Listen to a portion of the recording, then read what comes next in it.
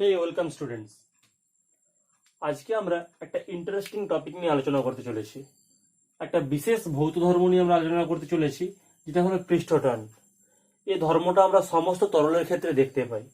আচ্ছা, পৃষ্ঠটান জিনিসটা কি সেটা জানার আগে আমরা আজকে আলোচনা করব কতগুলো ঘটনা যেগুলো আমাদের আশেপাশে ঘটে, সেগুলো আমরা একটু দেখি। কখনো লক্ষ্য করে দেখেছো পুকুর পাড়ে কোনো জলাশয়ের ওপর দিয়ে কোনো একটা মাকড়সা খুব সুন্দরভাবে জলের উপর হেঁটে চলে যাচ্ছে? কই, তুমি তো যেতে পারো না জলের উপর হেঁটে, কিন্তু একটা মাকড়সা খুব সুন্দরভাবে একটা জলের উপর হেঁটে চলে যাচ্ছে। কেন যাচ্ছে? যদি তার পায়ের দিকটা একটু ভালো করে ফলো করে দেখো, দেখতে পাবে যদি এটা একটা মাকড়সাটা হয়, তার যদি এটা একটা পা হয়, দেখবে পাটা ঠিক যেখানটা লেগে আছে না, জলের স্তরটা যেন একটা বেলুনের ওপর আঙুল দিয়ে যদি তুমি প্রেসার দাও, দেখবে বেলুনের উপরই তোলা যেন সেটা টেনে উপর দিকে তোলার চেষ্টা করছে, যেন দুদিক থেকে একটা রাবারের মতো কেউ টেনে উপর দিকে তোলার চেষ্টা করছে, তুমি জোর করে সেটাকে ঠেলে রাখছো। সেরকমই জলের উপরের স্তরটা এরকম একটা আকার ধারণ করে, মাঝখানে যেন টেনে এটাকে উপর দিকে তোলার চেষ্টা করছে। এরকম একটা পায়ে টান অনুভব করতে পারো। একটা ছোট্ট, তুমি যদি ব্লেডের টুকরোকে, ছোট্ট একটা ব্লেডকে যদি জলের উপর ভাসিয়ে দাও, দেখবে এই পাশে দুটো টান দেখতে পাবে, একটা জলের উপর একটা টানের অংশ দেখতে পাবে, আর ব্লেডটা যেন জলের উপর ভেসে যাবে বলে মনে হবে। যদি শুকনো ব্লেড হয়, দেখবে ব্লেডটা জলের উপর ভেসে গেছে। এভাবে একটা ছোট্ট সূঁচকেও আমরা যদি আস্তে করে জলের উপর ছাড়ি আড়াআড়ি ভাবে, দেখবে সেটা ভেসে গেছে। আশ্চর্য ব্যাপার, ওই ব্লেডটাকে তুমি সোজা করে ছেড়ে দাও, দেখবে ডুবে যাবে। আলপিনটাকে বা সূঁচটাকে সোজা করে ছেড়ে দাও, ডুবে যাবে। কেন এমন ঘটনা ঘটে? আর সেটা জলে একটা বৃষ্টির ফোঁটা যখন পড়ে, আমরা দেখি বৃষ্টির ফোঁটাটা গোলাকার হয়। কেন গোলাকার হয়? কোনো একটা অনিয়তাকার হতে পারতো, মানে এলোমেলো আকৃতির হতে পারতো, যেরকম খুশি এরকম খুশি হতে পারতো, চারকোনা আকার হতে পারতো। গোলাকারই হয় কেন? আমরা একটা জিনিস জানি যে গোলাকার যে কোনো ঘনবস্তুর ক্ষেত্রে তার পৃষ্ঠতলের ক্ষেত্রফল সবচেয়ে কম হয়। ওই একই আয়তন অন্যান্য যত প্রকার ঘনবস্তু আছে সবার থেকে গোলাকার আকৃতির বস্তুর পৃষ্ঠতলের ক্ষেত্রফলটা সবচেয়ে কম হয়। আমরা জানবো এবার পৃষ্ঠটান জিনিসটা কি। এই সমস্ত ঘটনাগুলোর ব্যাখ্যা করার জন্য আমরা একটা বিশেষ ভৌত রাশিকে ইন্ট্রোডিউস করছি, এটাকে বলছি আমরা পৃষ্ঠটান, সারফেস টেনশন। জিনিসটা কি? দেখা যাচ্ছে কোনো একটা স্থির তলের মুক্ত তল বরাবর যদি একটা রেখা কল্পনা করি, সেই রেখার উভয় পাশে একটা টান বল কাজ করে। এই রেখার সাথে লম্বভাবে রেখার উভয় পাশে একটা টান বল কাজ করে, যে বলটা সবসময় ওই তরলের পৃষ্ঠতলটাকে সংকুচিত করার চেষ্টা করছে। আবার বলছি, কোন তরলের মুক্ত পৃষ্ঠের উপর কোনো একটা রেখা কল্পনা করলে তা সেই রেখার উভয় পাশে রেখার সাথে লম্ব বরাবর একটা টান বল কাজ করে, যে বলটা পৃষ্ঠতলটাকে সর্বদা সংকুচিত করার চেষ্টা করছে। এই বলটাই হচ্ছে পৃষ্ঠটান। কিভাবে সংজ্ঞায়িত করে এই পৃষ্ঠটানকে? কোনো একটি নির্দিষ্ট, অবশ্যই উষ্ণতার উপর নির্ভরশীল, সেই জন্য স্থির উষ্ণতার কথা বলি আমরা। স্থির উষ্ণতায় কোনো তরলের পৃষ্ঠতলের ওপর একটি রেখা কল্পনা করলে ওই রেখার প্রতি একক দৈর্ঘ্যে রেখার সাথে লম্বভাবে রেখার উভয় পাশে যে বল কাজ করে, সেই বলটাকে বলছি আমরা পৃষ্ঠটান। তাহলে পৃষ্ঠটানটা কি? প্রতি একক দৈর্ঘ্যে ক্রিয়াশীল এক প্রকার বল। তাহলে পৃষ্ঠটান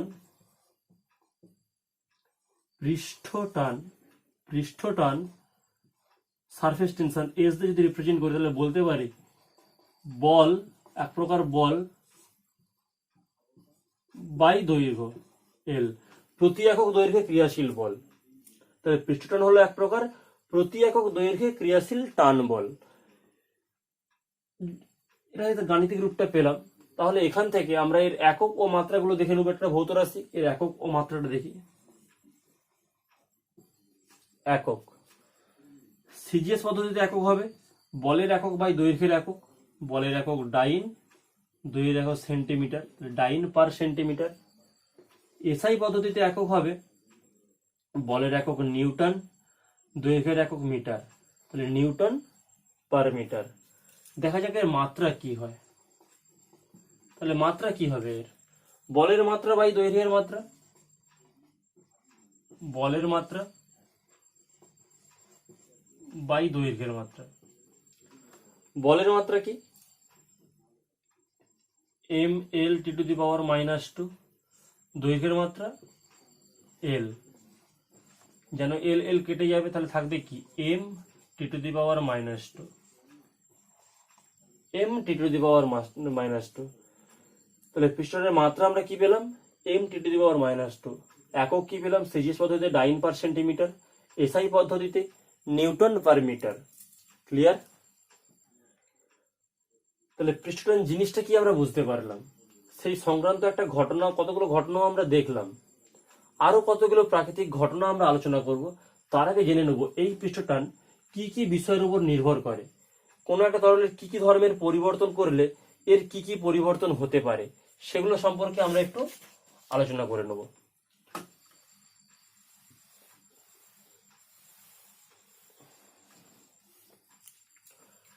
পৃষ্ঠটান, পৃষ্ঠটানের নির্ভরশীলতা। পৃষ্ঠটান এর নির্ভরশীলতা, নির্ভরশীলতা।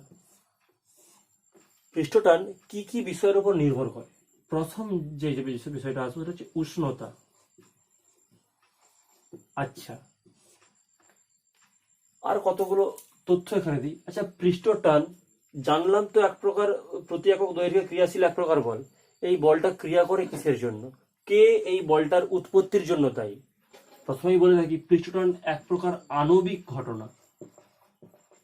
এগুলো খুব ইম্পর্টেন্ট জিনিস, মার্ক করতে হবে। আণবিক ঘটনা ব্যাপারটা কি? ওই তরলের অণুগুলোর মধ্যে যে পরস্পর আকর্ষণ বল কাজ করে, সেই আকর্ষণ বলের জন্যই কিন্তু পৃষ্ঠটান সৃষ্টি হয় অ্যাকচুয়ালি। মানে তরলের অণুগুলোর মধ্যে যে আসঞ্জন বল রয়েছে, সেই আসঞ্জন বলের জন্যই কিন্তু পৃষ্ঠটান কাজ করে। উষ্ণতার উপর পৃষ্ঠটান কিভাবে নির্ভরশীল? তাহলে যে সমস্ত ফ্যাক্টর এই আসঞ্জন বলকে কমিয়ে দেবে, সেই সমস্ত ফ্যাক্টরের পরিমাণ বৃদ্ধি পেলে, সেই সমস্ত বিষয়গুলো বৃদ্ধি পেলে, মানে আসঞ্জন বল, অণুগুলোর মধ্যে আকর্ষণ বল যদি হ্রাস পায়, পৃষ্ঠটান হ্রাস পাবে। এই আকর্ষণ বল বৃদ্ধি পেলে পৃষ্ঠটান বৃদ্ধি পাবে। উষ্ণতা বৃদ্ধি করলে অণুগুলোর মধ্যবর্তী, অণুগুলোর নিজস্ব গতিশক্তি বৃদ্ধি পাবে, ফলে তাদের মধ্যবর্তী আকর্ষণ বল হ্রাস পাবে, আসঞ্জন বল হ্রাস পাবে, এর ফলে পৃষ্ঠটান হ্রাস পাবে। তাহলে উষ্ণতা বৃদ্ধিতে, বৃদ্ধিতে পৃষ্ঠটান হ্রাস পায়, পৃষ্ঠটান হ্রাস পায়। এই পৃষ্ঠটানটা ঠিক কিভাবে হ্রাস পায় তার ওপর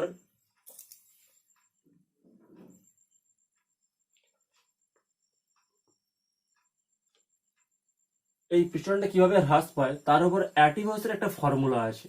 অ্যাটিভসের ফর্মুলা, এই ফর্মুলাতে দেখানো হয়েছে যদি টি উষ্ণতায় কোনো একটা বস্তুর কোনো একটা তরলের পৃষ্ঠটান এস হয়, টি ড্যাশ উষ্ণতাতে যদি ওই পদার্থের পৃষ্ঠটান এস ড্যাশ হয়, তাহলে এদের মধ্যে সম্পর্কটা ঠিক এরকম দাঁড়ায়, S dash equal to S into 1 minus alpha T dash minus T, যেখানে টি ড্যাশ অবশ্যই গ্রেটার দেন টি, তাহলে কি হবে? এস ডেন অবশ্যই লেস দেন এস। এই আলফাকে বলা হয় পৃষ্ঠটানের উষ্ণতা গুণাঙ্ক। পৃষ্ঠটানের উষ্ণতা গুণাঙ্ক, উষ্ণতা গুণাঙ্ক। তাই জাস্ট জেনে রাখা, তোমাদের উঁচু ক্লাসে এই জিনিসটা কাজে লাগবে, এখন তোমাদের খুব একটা কাজে লাগবে না। এটা, এই ফর্মুলাটা উঁচু ক্লাসে কাজে লাগবে। এই ফর্মুলা দ্বারা কোনো একটা পৃষ্ঠটানের ধর্ম উষ্ণতার সাথে কিভাবে পরিবর্তিত হয় সেটাকে আমরা ফর্মুলেট করতে পারি। আচ্ছা, দ্বিতীয় ঘটনা, তরলে যদি কোনো পদার্থ দ্রবীভূত থাকে, দ্রবীভূত বস্তুর উপস্থিতি, দ্রবীভূত বস্তুর উপস্থিতি। এক্ষেত্রে কিন্তু দেখা গেছে এক বিচিত্র রকম ঘটনা ঘটে। যদি কিছু অজৈব পদার্থ দ্রবীভূত থাকে, মানে সাধারণত যেগুলো আয়নীয় পদার্থ, সোডিয়াম ক্লোরাইড, ক্যালসিয়াম ক্লোরাইড, এইরকম অজৈব লবণ যদি সাধারণত দ্রবীভূত থাকে, দেখা যায় সেক্ষেত্রে পৃষ্ঠটানটা বৃদ্ধি পেয়ে যায়, সেক্ষেত্রে পৃষ্ঠটান বৃদ্ধি পায়।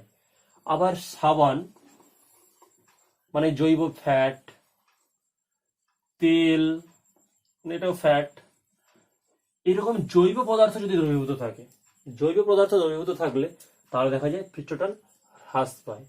অজৈব পদার্থ দ্রবীভূত থাকলে পৃষ্ঠটান বৃদ্ধি পায়। জৈব পদার্থ দ্রবীভূত থাকলে পৃষ্ঠটান হ্রাস পায়। একটা উদাহরণ যদি নেই, দেখতে পাবো সাধারণ জল, মানে বিশুদ্ধ জল, এর পৃষ্ঠটান 72 ডাইন পার সেন্টিমিটার। লবণ জল, মানে সোডিয়াম ক্লোরাইড প্লাস জল, যদি এতে অশুদ্ধ হিসাবে জল দ্রবীভূত থাকে সম্পৃক্ত অবস্থায়, তাহলে দেখা যায় এই পৃষ্ঠটানটা বেড়ে প্রায় 84 ডাইন পার সেন্টিমিটার হয়ে যায়। আবার যদি সাবান জল থাকে, সাবান জল মানে ফ্যাট জলে দ্রবীভূত থাকে, তাহলে জৈব একটা পদার্থ যদি জলে দ্রবীভূত থাকে, সাবান জল, সেক্ষেত্রে দেখা যায় অনেক কমে, পৃষ্ঠটান অনেক কমে 32 ডাইন পার সেন্টিমিটার হয়ে যায়। তাহলে এগুলো আমাদের পরীক্ষাগত ফলাফল। সেখান থেকে দেখতে পাচ্ছি যে যদি অজৈব পদার্থ দ্রবীভূত থাকে তাহলে পৃষ্ঠটান দেখছি বৃদ্ধি পাচ্ছে, যদি জৈব পদার্থ দ্রবীভূত থাকে তাহলে দেখছি পৃষ্ঠটান হ্রাস পাচ্ছে।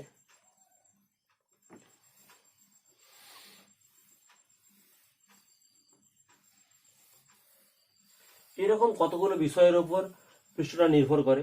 এছাড়া আরো কতগুলো বিষয়ের কথা যদি দেখি, যে তড়িতাহিত করা,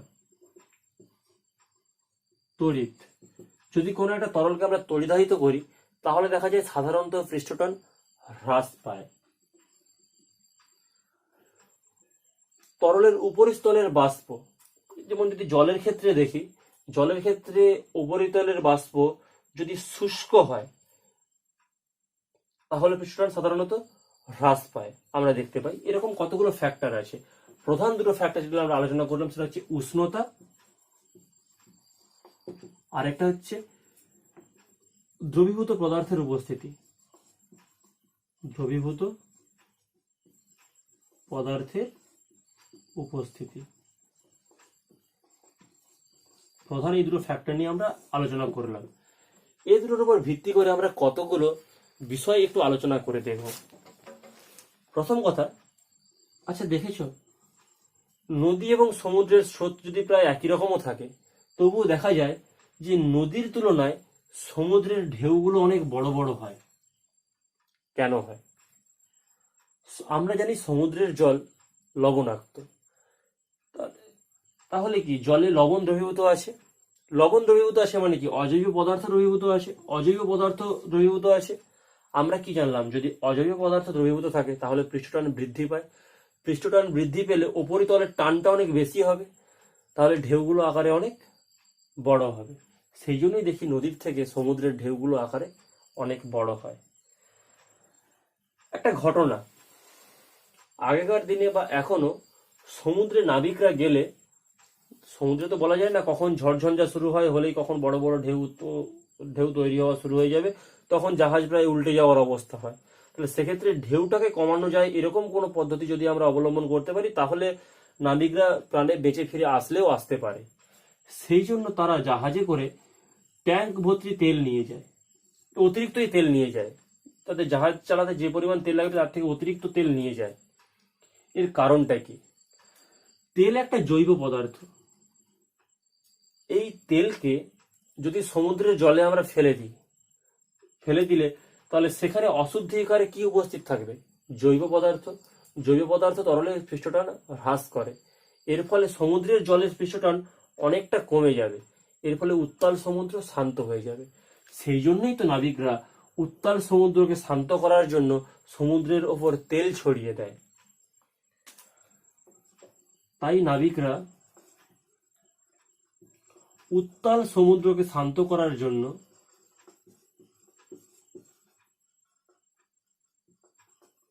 শান্ত করার জন্য সমুদ্রের ওপর তেল ছড়িয়ে দেয়। কেন এমন করে বুঝতে পেরেছো নিশ্চয়ই। পরবর্তী একটা কোয়েশ্চেন, জলে তেল ঢাললে জলের ওপর, প্রথমে জানি আমরা জলের উপর যদি একটা তেলের ফোঁটা আমরা ঢালি, তাহলে সেই তেলের ফোঁটাটা জলের উপর ছড়িয়ে পড়ে কেন? জলের থেকে তেলের পৃষ্ঠটান কম, জলের থেকে তেলের পৃষ্ঠটান অনেকটাই কম, সেই জন্য জল তার সংস্পর্শে থাকা তেলের তলটার উপর একটা টান বল প্রয়োগ করে, যেটা তার পৃষ্ঠটানের জন্য যার টান বল প্রয়োগ করে, যার ফলে সেই তরলটা সেই পৃষ্ঠের উপর ছড়িয়ে পড়ে। জলে একখণ্ড ছোট্ট কর্পূরের টুকরো ফেললে দেখা যায় যে কর্পূরটা জলের উপর ইতস্তত ঘুরে বেড়াচ্ছে। জলের তলের উপর একটা কর্পূরের টুকরো ফেলে দিলে সেটা ইতস্তত বিভিন্ন দিকে অনিয়মিতভাবে ছুটে বেড়ায়। কেন এমনটা হয়? কর্পূর জলে আংশিকভাবে দ্রবীভূত হয়। কর্পূরটাকে জলে ফেলে দেওয়া, কর্পূরের টুকরোটাকে জলে ফেলে দিলে কর্পূরের যে অংশ জলের সংস্পর্শে আসছে সেই অংশটা জলের সাথে দ্রবীভূত হয়, ওই অংশের পৃষ্ঠটানটা পাল্টে যায়, পৃষ্ঠটানের পরিবর্তন ঘটে। ফলে কর্পূরের টুকরোটা একদিকে পৃষ্ঠটান আরেক রকম, আরেকদিকে পৃষ্ঠটান আরেক রকম। এর ফলে কর্পূরের টুকরোটার ওপর একটা অসম বল কাজ করে। এই অসম বলের কারণেই ওই কর্পূরের টুকরোটা ওই তলটার উপর ইতস্ততভাবে ঘুরে বেড়ায়। পরিষ্কার? এরকম প্রশ্ন পরীক্ষায় আসে, যেগুলোর উত্তর আমাদেরকে এভাবে আমাদের যুক্তি দিয়ে ব্যাখ্যা করতে হয়। ইন্টারেস্টিং জিনিস, বনে বা পাহাড়ে যারা যায় তাদেরকে সেখানে থাকতে হলে তাঁবু তৈরি করে থাকতে হয়। একটা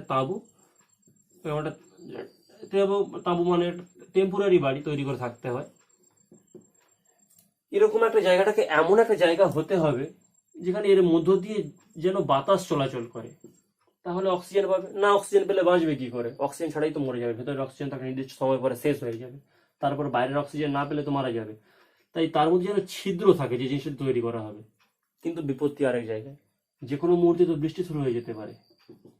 তাহলে বড় বড় ছিদ্র থাকলে তার ভেতরে তো জল ঢুকে যাবে, জল ঢুকলে তো ভেতরে সবাই ভিজে যাবে। সেই সমস্যার সমাধানও করতে হয়। এই জন্য তাঁবুর কাপড় এমন বিশেষ প্রকার কাপড় দিয়ে তৈরি করা হয় যেখানে খুব ছোট্ট ছোট্ট ছিদ্র থাকে, যার মধ্য দিয়ে বায়ু খুব সহজেই চলাচল করতে পারে।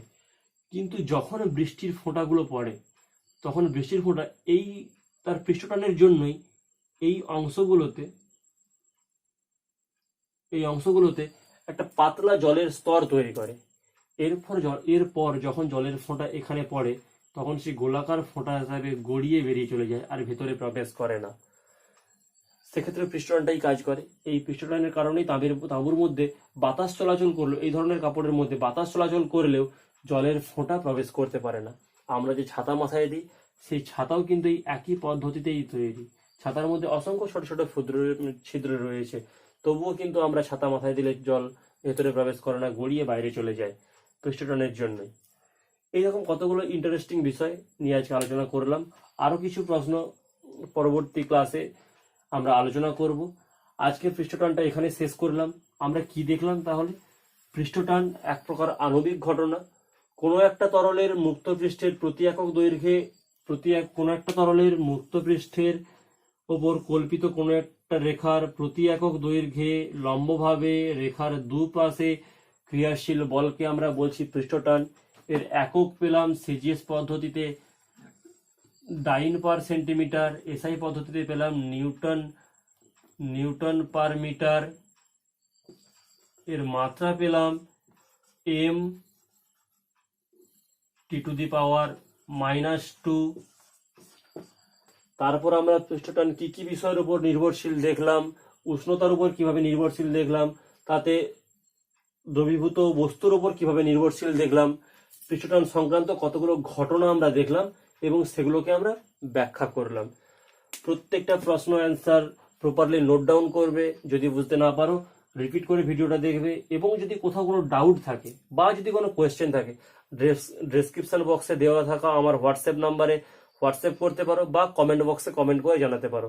আমি অ্যাজ সুন অ্যাজ পসিবল, যদি আমার দ্বারা সম্ভব হয়, তাহলে সেটা আমি সলভ করে অবশ্যই তোমাদেরকে রেসপন্স করবো। Bye bye.